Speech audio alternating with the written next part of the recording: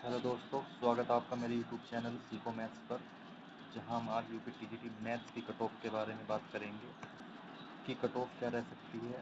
आप लोगों ने आंसर की तो देख ली होगी और आपको ये भी पता चल गया होगा कि आपके कितने प्रश्न ठीक हो सकते हैं, लेकिन आप यूट्यूब पर सैकड़ों वीडियो देख चुके होंगे कट ऑफ से रिलेटेड और कंफ्यूज भी हो रहे होंगे कि कट ऑफ क्या रह सकती है। देखिए, असली डाटा तो आयोग के पास ही है, तो कट ऑफ तो उन्हीं के द्वारा डिसाइड होगी, इसलिए कुछ दिन इंतज़ार कर लो, रिजल्ट तो आएगा ही। दोस्तों, मैंने 3000 प्लस बच्चों के सर्वे के अनुसार एक एक्सपेक्टेड कट ऑफ तैयार की है। तो चलिए देखते हैं, एक एक पॉइंट पर बात करेंगे कि यूपी टीजीटी की कट ऑफ क्या रह सकती है। सबसे पहले हम बात करेंगे कि टोटल वैकेंसी कितनी है। तो यहाँ पर देखिए, टोटल वैकेंसी जो गणित की हैं वो 508 लड़कों की हैं, 25 हैं लड़कियों की, जिसमें से जनरल की 296 है, 147 ओबीसी की हैं, एससी की 65 है और एसटी की कोई वैकेंसी नहीं है। अगर हम बालिका वर्ग में देखें तो यूआर की 17 हैं और ओबीसी की 2 हैं, अनुसूचित जाति की 6 हैं। तो इन्हीं पर कट ऑफ बनेगी। तो हमारे पास टोटल कितनी वैकेंसी हो गई? 508 प्लस 25, ये हो गई 543 बॉयज़ और गर्ल्स की मिलाकर। ठीक है, चलिए अब हम देखेंगे कितने फॉर्म भरे गए थे। तो जब फॉर्म भरे गए थे मैथ्स में टोटल 86,000 बच्चों ने अप्लाई किया था। 86,000 बच्चों ने अप्लाई किया था, लेकिन ये पेपर 4 साल बाद हुआ है, तो इस बार इसकी जो अटेंडेंस रही है वो लगभग 50% रही है। कितनी रही है? 50%। तो हम मान के चलें कि 86,000 का 50%, 43 से 46,000 के अराउंड बच्चों ने एग्ज़ाम ज़रूर दिया है। ठीक है, अब हम देखते हैं। अब हमने 3,000 लोगों का सर्वे कराया था, जिसमें से 65% लोगों ने इस एग्ज़ाम को इजी बताया है। 60% लोगों ने इजी बताया है, जबकि 23% लोग ऐसे थे जिन्होंने इस एग्ज़ाम को थोड़ा मॉडरेट बताया, थोड़ा सा, ज़्यादा नहीं, थोड़ा सा। लेकिन 12% लोग ऐसे भी हैं जिनको ये एग्ज़ाम हार्ड लगा था, जबकि एग्ज़ाम हार्ड था नहीं। तो ये 12% वही लोग होंगे जिन्होंने या तो बिल्कुल पढ़ा ही नहीं होगा। ठीक है, तो ये 12% लोग जिन्होंने हार्ड बताया है। ठीक है, चलिए नेक्स्ट देखते हैं।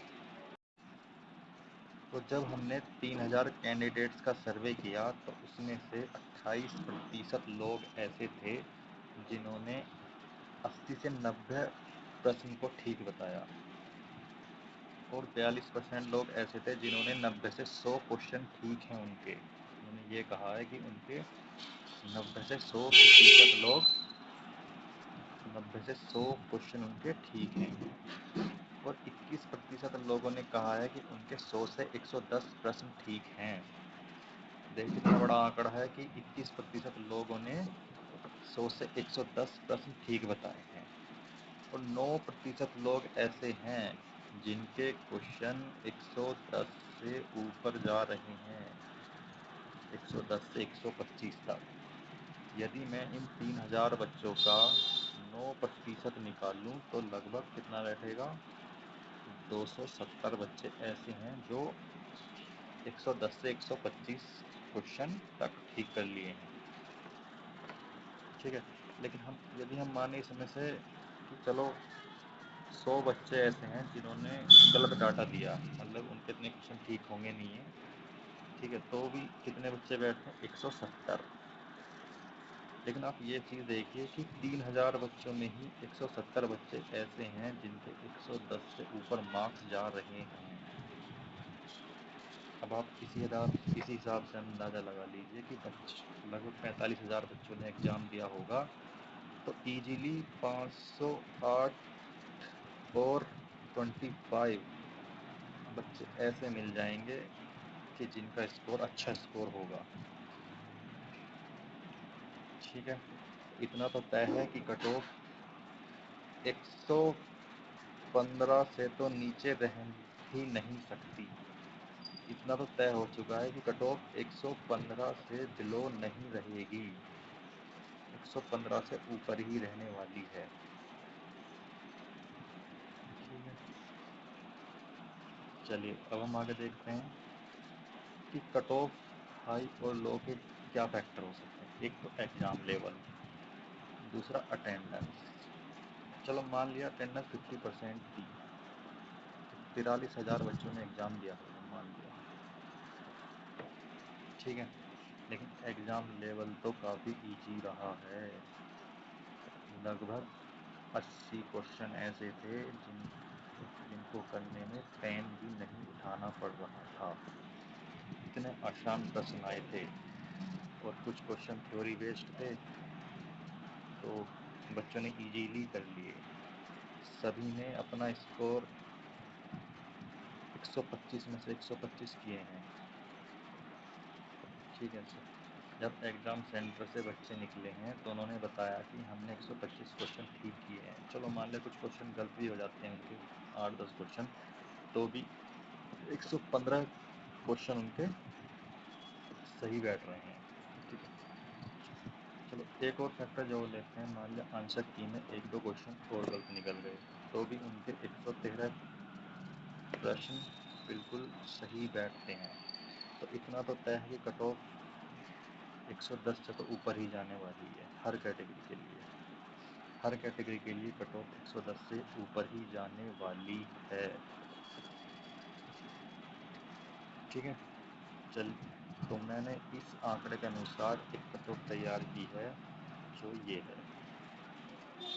तो यहाँ पर मेल की जो कट ऑफ जा सकती है वो 118 से 120 जाएगी। भाई इससे 2 क्वेश्चन भले ही ऊपर जाएगी लेकिन नीचे जाने का कोई चांस ही नहीं बन रहा। 120 से 122 तक तो हो सकती है, लेकिन भाई 118 से नीचे तो आने का कोई मतलब ही नहीं बन रहा। ऐसे ओबीसी की 116 से 18, इसमें भी 2 क्वेश्चन ऊपर ही तो जा सकती है लेकिन नीचे नहीं आ सकती। तो 118 जिनके स्कोर 118, 119, 120 हैं, वो अपने आप को सेफ समझें। ऐसे ईडब्ल्यूएस की बात करें तो 114 से 116, जिनके प्रश्न ठीक हैं वो ही अपने आप को सेफ समझें, ठीक है भाई। इतने क्वेश्चनों से कम तो जाने कोई चांस ही नहीं बन रही। और एससी में 108 से 110 क्वेश्चन जाने की पूरी पूरी उम्मीद है, भले ही इससे 3 से 4 क्वेश्चन ऊपर क्यों ना चली जाए एससी कैटेगरी वालों की। एससी कैटेगरी वालों की अगर 3 से 4 क्वेश्चन ऊपर चली जाए तो कोई हैरत की बात नहीं है, लेकिन 108 से 110 वाले कुछ अपने आप को सेफ समझें। ये महिलाओं की कट ऑफ है। यूआर की 116 से 118 रह सकती है, ओबीसी की 115 से 117, ईडब्ल्यूएस की 115 से 117 रह सकती है और एससी की 110 से 112। क्योंकि एक तो बालिका वर्ग की कट ऑफ, एक तो बालिका वर्ग की वैकेंसी कम है, लेकिन फिर भी इतने जाने के पूरे पूरे चांस हैं। और एसटी की कोई वैकेंसी है नहीं, तो इसलिए इनकी कट ऑफ बताना भाई मुश्किल है। एसटी के बच्चों ने अगर भरा होगा तो वो जनरल की सीट पर ही सिलेक्शन लेंगे, अन्यथा उनकी कोई वैकेंसी है नहीं, तो उसकी कट ऑफ बताना सही नहीं है, ठीक है। तो ये मेरा अनुमान था कि यूपी टीजीटी मैथ्स की कट ऑफ यही रह सकती है। अगर आप इस कट ऑफ से सहमत हैं तो प्लीज़ चैनल को लाइक ज़रूर करें, चैनल को सब्सक्राइब कर लें ताकि आने वाली अपडेट पर भी हम वीडियो बना सकें। आपका सपोर्ट ही हमें हमारे चैनल को ग्रो करेगा, तो प्लीज़ अपना सहयोग दें। और यदि आपको कट ऑफ अच्छी लगी हो तो प्लीज़ वीडियो को लाइक ज़रूर कर दें अगर आप इस कट ऑफ से सहमत हैं। चलिए गुड बाय, और रिज़ल्ट का इंतज़ार देखिए। जब रिज़ल्ट आएगा तो कट ऑफ सबके सामने होगी और मुझे पूरा यकीन है कि कट ऑफ इसी के इर्द गिर्द ही रहेगी, ठीक है। चलिए।